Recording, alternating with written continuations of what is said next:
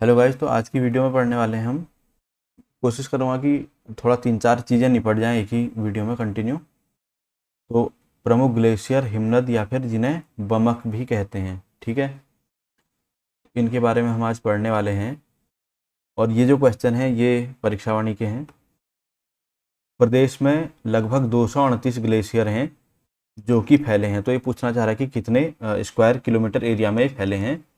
तो यह 735 square kilometre, जो कि एक अच्छा खासा एरिया है, ठीक है। इतने इतने बड़े क्षेत्र में ये सभी ग्लेशियर फैले हुए हैं। उसके बाद है बद्रीनाथ, दूनागिरी, शतोपंथ, भगीरथी और हिप्राबमक, ये सभी ग्लेशियर हैं। तो ये कहाँ पर स्थित हैं ये पूछना चाह रहा है। तो चमोली में है ये सब, ठीक। उसके और साथ ही साथ यहाँ पर देखो इनकी लंबाई भी दे रखी है, तो थोड़ा बहुत आइडिया लगाने के लिए ये भी चीज़ें वो कलम। बाकी मैं कोशिश करता हूँ इनको मैं मैप से समझा दूँ। पहले क्वेश्चन देखेंगे, उसके बाद फिर हम मैप में चले जाएंगे, ठीक है ना। तो जस्ट वेट अ सेकंड, आगे ऐड कर लेता हूँ मैप को।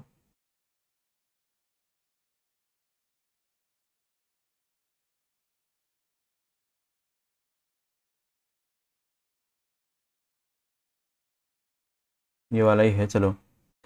तो क्वेश्चन था बद्रीनाथ, दूनागिरी, शतोपंथ, भगीरथी और हिप्राबमक, ये सारे ग्लेशियर चमोली में हैं।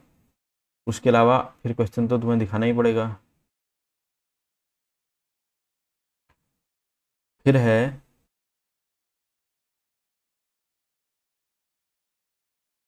एक काम कर लेता हूँ, इस तरीके से ऐड कर लेते हैं यहाँ पर, ठीक हो गया। अब बात करते हैं मिलम। मिलम 16 किलोमीटर लंबा है। मिलम, काली, हीरामणि, नामिक, पिनौरा, ये रामल नहीं है, ये रालम होना था, ठीक है।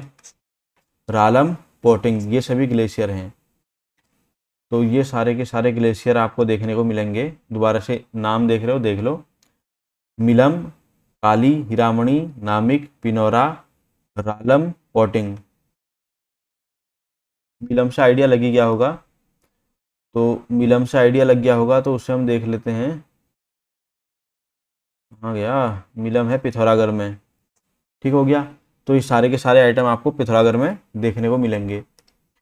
उसके बाद है गंगोत्री। गंगोत्री के बारे में जिसे पता होगा तो वो आइडिया लगा ही लेगा कहाँ की ये सारे ग्लेशियर हैं। गंगोत्री, यमुनोत्री, बंदरपूंछ और डोरियानी, ये सारे ग्लेशियर उत्तरकाशी में हैं।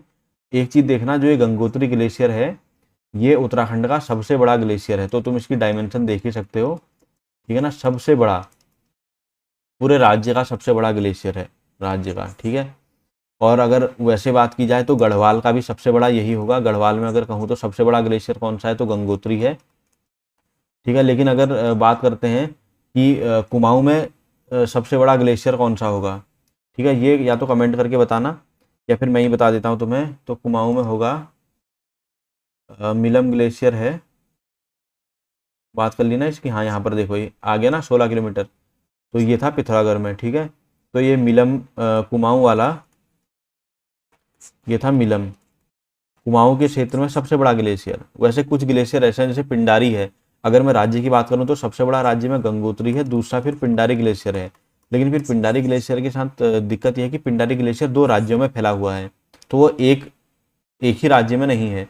तो इसलिए जो है, अगर प्रॉपर कुमाऊं और गढ़वाल क्षेत्र की बात करी जाए, गढ़वाल में तो गंगोत्री है, कुमाऊं में जो पूरे तरीके से कुमाऊं में स्थित होगा वो मिलम आ जाएगा।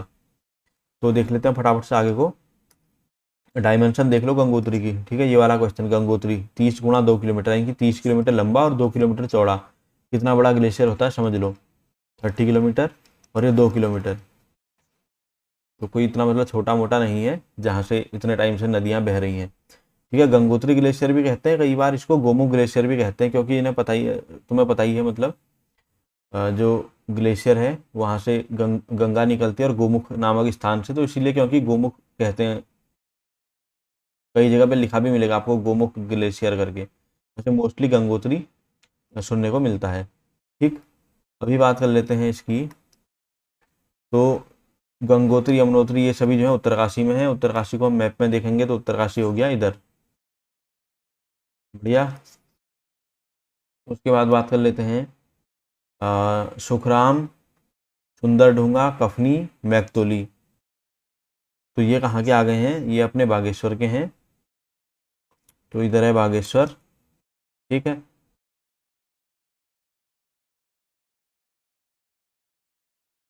ठीक है, सही जगह में लगाया निशान। चौराबाड़ी, केदारनाथ, ये पता ही है तुम्हें, रुद्रप्रयाग में है, ठीक है। और चौराबाड़ी जो ग्लेशियर है इसके पास ही जो एक है चौराबाड़ी ताल, इसका मैंने तालों में पढ़ाया था तुम्हें, चौराबाड़ी ताल या चौराबाड़ी सरोवर या सुरवदी ताल या सरवदी ताल भी कहते हैं इसको, और या इसी को कहते हैं गांधी सरोवर, ठीक है। इसमें गांधी की हड्डियां जो है विसर्जित की गई थी, ठीक हो गया, 1948 में।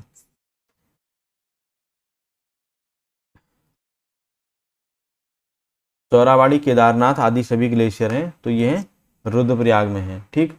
अच्छा, अब आता है खतलिंग ग्लेशियर। देखो खतलिंग जो ग्लेशियर है ये कंबाइंड है, तो ये आता है तुम्हारा टिहरी और रुद्रप्रयाग में, ठीक हो गया ना। तो कुछ इस तरीके से है, ये रुद्रप्रयाग है, ये टिहरी है, तो इस तरीके से आता है खतलिंग ग्लेशियर, मतलब दोनों राज्यों में फैला हुआ है, कुछ हिस्सा इसमें भी है, कुछ हिस्सा इसका इसमें भी है, ठीक। इसी तरीके से ये जो बागेश्वर और चमोली के बीच में है, ठीक है, यहाँ पर, तो इसकी मैं बात कर रहा था। कौन सा ग्लेशियर है ये है पिंडारी, जो कि राज्य का दूसरा सबसे बड़ा है, दूसरा सबसे बड़ा। पहला गंगोत्री हो गया, दूसरा पिंडारी है अगर राज्य की बात की जाए तो, और वैसे कुमाऊं गढ़वाल के हिसाब से करें तो फिर कुमाऊं का तो मिलम आ जाएगा। तो खतलिंग ग्लेशियर स्थित है, बता दिया मैंने, उत्तरकाशी टिहरी के दोनों में है, मतलब नहीं सॉरी, टिहरी और रुद्रप्रयाग में है ना, टिहरी और रुद्रप्रयाग में, ठीक है, टिहरी और रुद्रप्रयाग में है। उसके बाद है पिंडारी, जो कि 30 किलोमीटर गुणा 400 मीटर है, दूसरा सबसे बड़ा। पिंडारी ग्लेशियर स्थित है, तो पिंडारी का मैंने तुम्हें बता दिया, ये कंबाइंड रूप में है, यहाँ पर बता दिया ना, बागेश्वर और चमोली में। उसके बाद है राज्य और गढ़वाल का सबसे बड़ा, राज्य या गढ़वाल का ये गंगोत्री होगा, बता ही रखा है, गंगोत्री है उत्तरकाशी में, यहाँ यहाँ पर, ठीक है। उसके बाद बात कर लेते हैं राज्य का दूसरा सबसे बड़ा। अब देखो ये राज्य का दूसरा सबसे बड़ा पूछ रहा है, और यहाँ पर नीचे क्वेश्चन है कुमाऊं क्षेत्र का सबसे बड़ा, तो राज्य का जो दूसरा सबसे बड़ा होने वाला है वो होने वाला है पिंडारी ग्लेशियर, ठीक है। ये बागेश्वर और चमोली के बीच में है। उसके बाद बात करते हैं, तो अगला क्वेश्चन है कुमाऊं क्षेत्र का सबसे बड़ा, जो मैंने बता दिया तुम्हें, मिलम है, मिलम पिथौरागढ़ में है, ठीक है। प्रॉपर बताऊं तो मुनस्यारी, मुनस्यारी पिथौरागढ़, ठीक हो गया। यहाँ पर है मिलम ग्लेशियर। तो इस तरीके से हमने जो ग्लेशियर वाला पार्ट था इसका ये कर लिया पूरा। अब बात करेंगे इसमें, तो अब जो है प्रपात वगैरह देख लेते हैं ज़रा। तो ये आ गए हैं, मैप का हम इसी का यूज करेंगे, तो इसको थोड़ा क्लियर कर लेते हैं पहले। मैप से देखने में थोड़ा चीज़ें आसान रहती हैं। तो प्रमुख प्रपात, प्रपात या फॉल, फॉल तुम्हें पता ही है, कहीं ऊंचाई से जो है पानी जब नीचे गिरता है तो वो कहते हैं वाटरफॉल, कहते हैं उसको इंग्लिश में, ठीक है, वाटरफॉल, या हिंदी में प्रपात कहते हैं। तो केम्प्टी फॉल नाम सुना ही होगा, काफ़ी फेमस फॉल है। तो पहली बात करते हैं यहाँ पर भट्टा और हार्डी, ये मसूरी के निकट हैं। सहस्त्रधारा देहरादून शहर से 11 किलोमीटर दूरी पर है, और ये जो सहस्त्रधारा है इसमें मतलब इसमें सल्फर मिला हुआ पानी आता है ना, गंधक, तो इसीलिए माना जाता है कि जो चर्म रोग हैं वो इससे इसमें नहाने से ठीक होते हैं। तो भट्टा हार्डी मसूरी के निकट है, सहस्त्रधारा देहरादून से 11 किलोमीटर पे है, और टाइगर फॉल है चक्राता के पास में है, किमोना जो है ये भी चक्राता के पास में ही है। तो ये सारे फॉल कहाँ पर हैं? तो ये सब देहरादून में है, क्योंकि यहाँ देहरादून शहर से लिख दिया इसने, तो इतना हम मैप में देख लेते हैं सीधे, ठीक है। ये सब है देहरादून में, तो ये है देहरादून, इससे मैप में याद रहने में आसानी रहेगी। यहाँ पे लिख देता हूँ अगर स्क्रीनशॉट वगैरह कुछ लेना हो तो। ये देहरादून हो गया। उसके बाद है केम्प्टी, जो मसूरी से 13 किलोमीटर की दूरी पे है, ठीक है, मसूरी से 13 किलोमीटर की दूरी पे है केम्प्टी फॉल। तो ये पड़ता है, ये इस वाले एरिया में पड़ता है असल में, तो ये आ गया तुम्हारा टिहरी में, ठीक है। तो केम्प्टी फॉल पड़ता है प्रॉपर, अगर लोकेशन की बात करें तो टिहरी में। ठीक है। उसके बाद है वसुंधरा।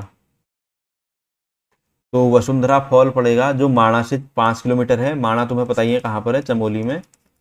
उत्तराखंड का आखिरी गांव भी कहते हैं इसको, माना भी लिखते हैं, क्योंकि इंग्लिश में तो ऐसे लिखा रहेगा। यहाँ यहाँ इंग्लिश के लिए इस शब्द का कुछ नहीं है इंग्लिश में। ठीक है, इसको न से ही लिख बोला जाता है, न को भी एन ही लिखते हैं, इसके लिए भी एन ही लिखते हैं, तो इसीलिए तो माना नहीं है, वो माणा है। वैसे माणा गांव से 5 किलोमीटर है वसुंधरा फॉल। ठीक हो गया, कभी माणा गांव घूमने जाओ तो देख के आना। उसके बाद है मुनस्यारी विर्थी। विर्थी फॉल जो है ये मुनस्यारी से 35 किलोमीटर पे है। फेमस फॉल है। भुरमुनी, भेलछड़ा, ये भी काफ़ी फेमस फॉल है। ये सारे जो हैं ये पिथौरागढ़ में हैं। ठीक हो गया। तो एक हिसाब से मेन मेन चीज़ें यहाँ पर कवर हो जा रही हैं। जैसे जो जिस तरीके से क्वेश्चन बने हुए हैं, तो इसमें हर डिस्ट्रिक्ट के अंदर जो मेन मेन फॉल वगैरह हैं या जो मेन मेन झीलें, ताल, ग्लेशियर, सब कुछ कवर हो जा रहा है। तो बनाने का जो तरीका है ना, वो काफ़ी सही है। उसके बाद है कार्बेट फॉल है, कार्बेट पार्क भी है। ठीक है, और उससे पहले कार्बेट फॉल पड़ता है, और कॉर्बेट फॉल के पास में ही कॉर्बेट म्यूजियम है, कॉर्बेट म्यूजियम। ठीक, तो यहाँ मतलब जो बंदा था जिम कॉर्बेट, वो रहता था, इसका मतलब एक मकान है। तो अब उस मकान में म्यूजियम बना दिया गया है। तो इससे रिलेटेड जो भी चीज़ें हैं, किस बंदूक से टाइगर मारा था, कौन सा टाइगर कहाँ पर मारा था, फोटो वगैरह, तो ये हर चीज़ वहाँ पर लगा रखी है कॉर्बेट म्यूजियम में। घूमने लायक जगह है बिल्कुल। तो वहीं से मतलब उसी एरिया में पड़ता है कॉर्बेट फॉल। तो ये पड़ गया। अगर डिस्ट्रिक्ट की बात करें तो नैनीताल डिस्ट्रिक्ट में। ठीक है, नैनीताल पड़ता है यहाँ पर। उसके बाद बात कर लेते हैं, ये तो ठंडे कुंड वाला आ गया, अगला अगली स्लाइड आ गई है। कुंड भी पढ़ेंगे अभी बिल्कुल। तो कॉर्बेट फॉल, उसके बाद है गरुड़ चट्टी, ऋषिकेश के निकट प्रपात है। तो गरुड़ चट्टी जो प्रपात है ये पड़ेगा यहाँ पर, तो ये पड़ता है पौड़ी में। ठीक है, पौड़ी में है गरुड़ चट्टी प्रपात। ये वाला है पौड़ी, मतलब ये टिक को देख के मत समझ लेना उधर। तो ये पड़ता है पौड़ी में। ठीक हो गया। उसके बाद है सप्तेश्वर। सप्तेश्वर प्रपात ये चंपावत में है। ठीक, और चंपावत कहाँ पर है, तो चंपावत है ये। उसके बाद बात करते हैं खराड़ी। गंगनानी के नज़दीक एक जगह पड़ती है खराड़ी, और खराड़ी जो है यहाँ ये है उत्तरकाशी में। तो ये देख रहे हो, तो मतलब मोस्टली जो भी डिस्ट्रिक्ट हैं, सभी डिस्ट्रिक्टों में जो भी मेन मेन फॉल है ये इन क्वेश्चंस में कवर हो चुके हैं। उसके बाद अगला आता है प्रमुख ठंडे जलकुंड। देखो दो तरीके के जलकुंड होंगे, गर्म होंगे, ठंडे होंगे। ठीक है, तो अभी फिलहाल हम बात कर रहे हैं ठंडे जलकुंडों की। तो यहाँ पर है नारद, त्रिकोण, मानुषी, सत्यपथ, ब्रह्म और गौरी कुंड। ये सारे के सारे बद्रीनाथ के आसपास के एरिया के हैं, बद्रीनाथ के पास। ठीक है, और बद्रीनाथ पड़ता है चमोली में। तो और चमोली अगर हम मैप में देख लें तो मैप में पड़ जाएगा कुछ यहाँ पर, ये है चमोली। उसके बाद बात करते हैं, देखो ये भी काफ़ी ज़रूरी चीज़ है। इसका नाम सुना हुआ, अगर तुमने नहीं सुना तो मैं बता दूं, ये भी काफ़ी फेमस है। वैतरणी कुंड, सोम कुंड, विष्णु कुंड, सूर्य और चंद्र कुंड, ये सब शतोपंथ का नाम भी आ गया है। हेम कुंड, होम कुंड, रूप कुंड, नंदी, नंदा, परी, बेदिनी, शाडिल्य और ऋषि कुंड, ये सभी भी चमोली के ही अंदर पड़ने वाले हैं। इस तरीके के मामलों में चाहे ताल हो, चाहे ये कुंड वगैरह हो, ये चमोली में मतलब काफ़ी है। वैसे भी एक तो डिस्ट्रिक्ट भी सबसे बड़ा ही है। ठीक है ना। उसके बाद है ब्रह्मा, विष्णु, सूर्य कुंड, गौरी कुंड, ये गंगोत्री के हैं। सप्तकुंड ये यमुनोत्री से 6 किलोमीटर दूर है। और रुद्र और देवकुंड, तो ये सब गंगोत्री यमुनोत्री देख के समझ में आ जा रहा है उत्तरकाशी में पड़ने वाले हैं। ठीक है, और उत्तरकाशी हो गया अपना यहाँ पर दूसरा सबसे बड़ा। उसके बाद है रेतस, हंस, ईशान, उदक, अमृत और हवन कुंड। क्लियर कर देता हूँ एक बार, फिर देखो। रेतस, चलो मैं ऐसे कर लेता हूँ ना यहाँ पर, रेतस, हंस, ईशान, ईशान, उदक, अमृत और हवन कुंड, तो ये सभी कहाँ पर हैं, ये सभी होने वाले हैं रुद्रप्रयाग में। ठीक है, क्योंकि ये सभी जो है केदारनाथ के पास में है, सीधी बात तो ये है। ठीक है, केदारनाथ के पास। तो और केदारनाथ रुद्रप्रयाग में हो गया। उसके बाद बात करते हैं सरस्वती ब्रह्म और सरस्वती ब्रह्म नागकुंड। देखो त्रिजुगी नारायण आ गया ना, उसके बाद है सरस्वती कुंड, दो बार आ गया क्या। ये तुंगनाथ के पास वाला है, गौरी कुंड और नंदी कुंड।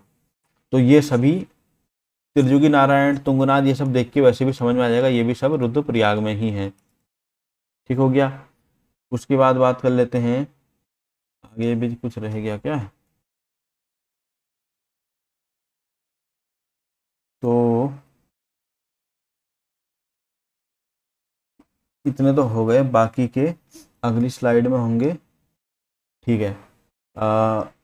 देखो ब्रह्म कुंड, वशिष्ठ कुंड और नारसिंह कुंड। ठीक है, ब्रह्म कुंड, वशिष्ठ कुंड और नारसिंह कुंड है टिहरी में, देवप्रयाग के पास में है ये। अच्छा, मैं एक और चीज तुम्हें बता दूं ना, ये ब्रह्म कुंड जो है, यहाँ पर भी ब्रह्म कुंड है और एक ब्रह्म कुंड ये अगले क्वेश्चन में ही लिखा हुआ है, तो यहीं पर बता दूंगा। दूसरा यहाँ पर लिखा है ब्रह्म कुंड, तो इसके आगे हर की पैड़ी वाला लिखा हुआ है, तो ये हरिद्वार में होगा। क्योंकि अगर खाली ब्रह्म कुंड लिखा रहे तो बंदा कंफ्यूजन में आ जाएगा कौन सा वाला ब्रह्म कुंड है। तो इसने अगर आएगा भी तो मतलब हरिद्वार में ब्रह्म कुंड, या ब्रह्म कुंड अगर आएगा तो ऑप्शन में मतलब नीचे या तो हरिद्वार रहेगा ऑप्शन में, या फिर टिहरी रहेगा ऑप्शन में। तो उस हिसाब से फिर चीज़ें सही हो सकती हैं। दो में से एक ही रहेगा, दोनों नहीं होंगे। अगर दोनों होंगे तो फिर कुछ इस तरीके से होगा, हर की पैड़ी, फिर तो बंदा समझ ही जाएगा ना, हर की पैड़ी लिख दिया तो। फिर है सूर्य, नंदा, पार्वती, मैसर, थामरी, फिर देखो वही ब्रह्म, उक्सर, कटोज, हरचंद और बालचंद, ये सारे कुंड हैं पिथौरागढ़ में। ठीक, अब यहाँ पर देखो नंदा और देवी कुंड, नंद कुंड है वैसे, नंद और देवी कुंड ये बागेश्वर में है। मतलब यहाँ पर तुम्हें ये चीज नहीं देखनी है कि कुंडों के नाम, बस इतना देख लो कि जैसे नंदा यहाँ पर है तो पिथौरागढ़ में भी है, नंद नाम से यहाँ पर बागेश्वर में भी है। ठीक है, तो वहाँ पर आइडिया तुम्हें रहना चाहिए। जैसे मान के चलो उसने नंदा ही लिखा और ऑप्शन में दे दिया कि नीचे पिथौरागढ़ दे रखा है और एक आध ऑप्शन और है, बागेश्वर वगैरह तो होगा नहीं। अब तुम्हें समझ में नहीं आएगा कि यार नंदा तो मैंने यहाँ बागेश्वर में देखा था, तो ये वाली पंगेबाजी रहती है। इसलिए थोड़ा आइडिया अगर हो जाए कि इसी नाम का दूसरी जगह पर भी है तो वो ज़्यादा बेटर है। ठीक है, नंदा और देवी कुंड ये बागेश्वर में हो गए। उसके अलावा बात करते हैं सीता कुंड की। सीता कुंड है चंपावत में।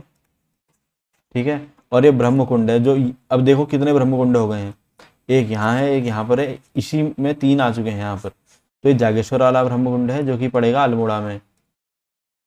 तो इतना ये भी ध्यान रखना कि अल्मोड़ा में भी एक ब्रह्म कुंड है, एक ब्रह्म कुंड हर की पैड़ी के पास हरिद्वार में भी है, और एक ब्रह्म कुंड टिहरी में भी है। तो इस तरीके से याद रख लेना। बाकी इसमें इतना ज़्यादा मतलब दिमाग खपाने वाली कोई बात नहीं है, थोड़ा पता होना जरूरी है। अब बात कर लेते हैं गर्म जल कुंडों के बारे में। तो ये काफ़ी फेमस है, तप्त कुंड और सूर्य कुंड, क्योंकि ये है बद्रीनाथ में। ठीक है, और ये है चमोली, बद्रीनाथ हो गया चमोली में। ठीक, उसके बाद बात करते हैं तप्त, शलाधार और भाप आदि चार कुंड हैं। तप्त कुंड, शलाधार कुंड, भाप आदि चार कुंड हैं। तो इसमें भाई कुंड तो इसने तीन ही लिखे हैं। ठीक है, और चार की बात कर रहा है, चलो जो भी है, क्वेश्चन तो कुछ ऐसी दे रखा है इसने। तो ये है चमोली में ही है, तपोवन के पास, चमोली में तपोवन के पास। ठीक हो गया।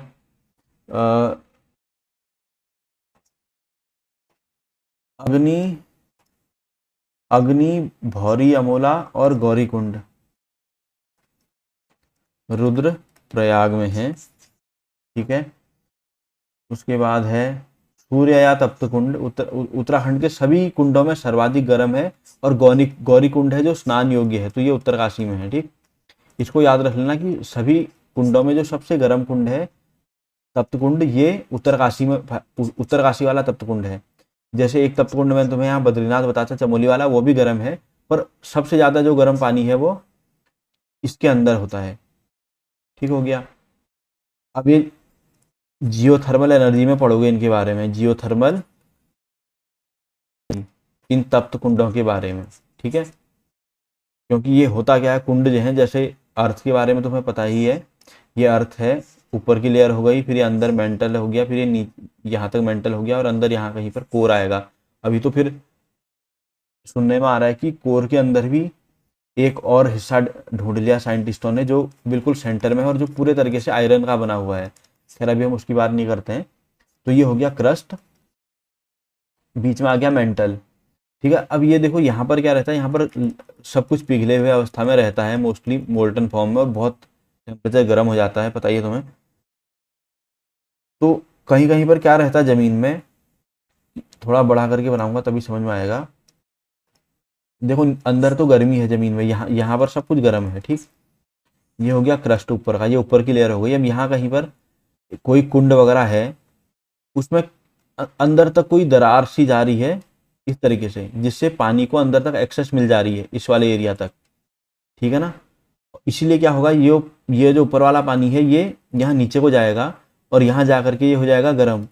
और क्योंकि पूरा एरिया जो है बहुत ज़्यादा गर्म रहता है, तो गर्म होने के कारण फिर क्या होगा, वो ऊपर आ जाता है। तो मैं गर्म पानी जो है वो कम घनत्व होता है उसका, यानी कि उसकी जो डेंसिटी है गर्म पानी की वो कम हो जाती है, तो वो ऊपर आ जाएगा, और फिर जो ठंडा पानी है वो उसकी जगह चला जाएगा। तो इस तरीके से प्रोसेस चलती रहती है, और जो कुंड है वो हमेशा गर्म रहता है। और जबकि तुम्हें एक चीज़ मैं बताऊं, ये जो कुंड होते हैं, ये कुंड बहुत, जो एरिया में तुम्हें बता रहा हूँ, चाहे चमोली हो, उत्तरकाशी हो, यहाँ पर बहुत बर्फ वगैरह भी पड़ती है, ठीक है ना। उसके बावजूद भी इनमें अच्छी खासी गर्मी रहती है, क्योंकि जो गर्मी ये ले रहे हैं, ये ऐसी जगह से ले रहे हैं जो मतलब एक तरीके से कहा जाए असीमित भंडार है गर्मी का। तो इसीलिए बाकी तप्त सलाहदार, अच्छा ये तो कर लिया ना हमने, तप्त सलाहदार, हाँ ये चमोली वाला कर लिया था तपोवन के पास। उसके बाद है अग्नि, भौरी, अमोला और गौरी कुंड हैं, ये रुद्रप्रयाग में है, ठीक हो गया। उसके बाद है सूर्य या तप्त कुंड, उत्तराखंड के सभी, ये मैंने बता दिया उत्तरकाशी में है। उसके बाद गंगानी कुंड का भी कई बार नाम आता है, ये भी उत्तरकाशी में ही है, तो यहीं पर लिख लेते हैं इसको, एक साथ दोनों दे दिए इसने, तो ये भी है उत्तरकाशी में। उसके बाद है एक तप्त कुंड है जो धारचूला में है, और मदनकोट कुंड करके, तो इसका पिथौरागढ़ में आएगा, ठीक हो गया। अब ठंडे कुंड और गर्म कुंड, इससे हम पढ़ेंगे इनके बारे में डिटेल में, ऐसा नहीं है अभी, तो ये मैं सिर्फ वो बता रहा हूँ जो इंपॉर्टेंट परीक्षा वाणी के अंदर आपको देखने को मिल रहे हैं। अब है इसके अंदर फाइनल वाली स्लाइड है मेरी, बिल्कुल, वो है जल स्रोत और संरक्षण, ठीक है। ये भी काफ़ी एक ज़रूरी चीज़ है, मैप भी ऐड कर लेते हैं अगर कहीं पर ज़रूरत पड़ गई तो।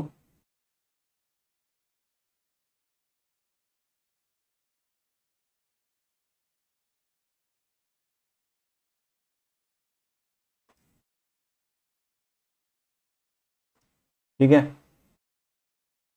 अब है जल स्रोत और संरक्षण। गूल, नौले, धारे, झीलें, कुंड, खाल, सीमार, सीमार को गजार भी कहते हैं। और सीमार होता है वाला एरिया, मतलब जहाँ पर दलदल टाइप की रहती है, यहाँ पर जमीन तो है पर पूरा उसमें पानी ही पानी भरा हुआ है, उसको कहते हैं सीमार, कुमाऊनी में, ठीक हो गया। तो सीमार, गजार, ये सब क्या है, ये एक तरीके से पानी के संरक्षण के लिए बने हुए चीजें हैं, या संरक्षण के लिए नहीं भी कहा जाएगा तो पानी के स्रोत कह सकते हैं इसको।